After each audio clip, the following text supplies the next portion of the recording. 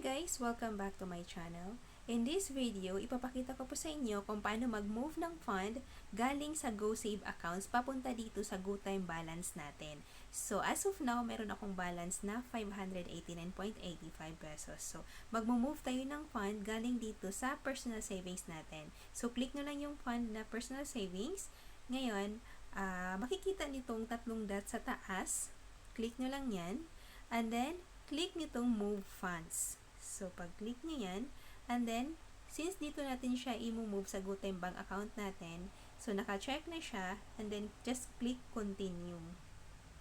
And then, you may enter your full amount kung magkano yung ita-transfer nyo. So, now, mag-move tayo ng 1,000 pesos. So, yan lang yung i-move natin papuntang GoTime balance natin. And then, just click move funds.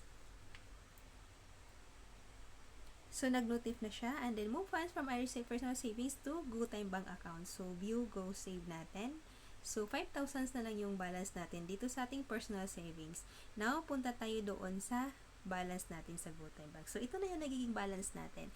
And, pwede natin siyang gamitin pambayad ng bills or pang-send nyo to someone. So, that's all guys. Thank you for watching.